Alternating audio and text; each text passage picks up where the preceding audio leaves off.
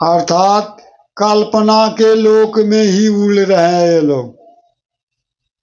विचार रूपी हवा के अभाव में पर्वत रूपी महान बड़े ज्ञानी और विज्ञानी संत लोग, सन्यासी लोग जो है ये काल्पनिक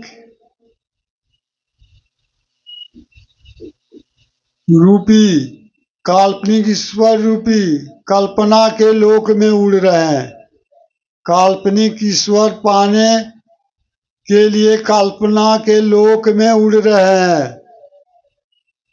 बड़े बड़े पर्वत रूपी ज्ञानी विज्ञानी विचार रूपी हवा के बिना में, और जीव जंतु अर्थात संपूर्ण सृष्टि जो है अपने बचाव के लिए इन्होंने अनेक प्रकार के देवी देवताओं और भूत प्रेत आदि के आश्रय ले रहे हैं।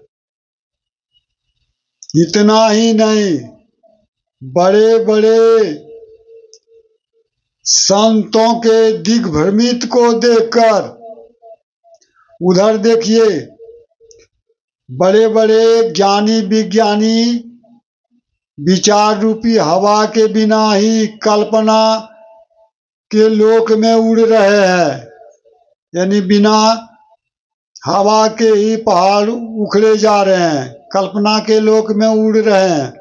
और इधर बड़े बड़े सन्यासियों संतों जो है दिग्भ्रमित देखकर सारे संसार के मनुष्य अपने बचाव के लिए अनेक प्रकार के काल्पनिक देवी देवताओं के शरण ले रहे हैं। और कुछ लोग जो है भूत प्रेत आदि के आश्रय ले रहे हैं, यानी तंत्र मंत्र में विश्वास कर रहे हैं।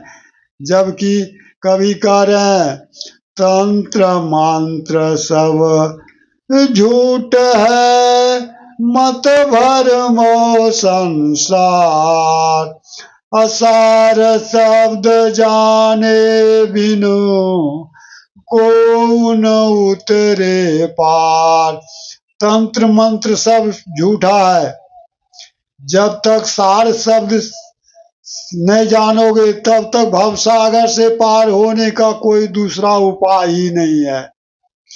अर्थात सूरत को शब्द से जोड़ो, सूरत को शब्द से जोड़ो, अनहद से जोड़ो, राम कथा से जोड़ो, अमर कथा से जोड़ो। जिस कथा को शंकर भगवान सुनते थे ध्यान समाधि में, उसी चीज को गोस्वामी तुलसीदास जी ने राम कथा का वर्णन किए, उसी ध्यान समाधि को। अर्थात सूरत को शब्द से जोड़ो तभी कल्याण होगा। इसीलिए कहा गया है तंत्र मंत्र सब झूठ है, मत भरमो संसार, असार शब्द जाने बिना को न उतरे पार।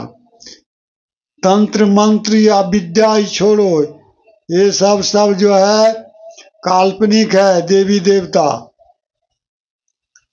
अपने निस्वरूप आत्मा को जानो, निस्वरूप में स्थित हो तभी कल्याण हो सकता है। इसीलिए यहाँ संत कबीरदास जी बता रहे हैं कि विचार रूपी हवा के बिना ही बड़े बड़े ज्ञानी विज्ञानी कल्पना के लोक में उड़ रहे हैं काल्पनिक ईश्वर पाने के लिए।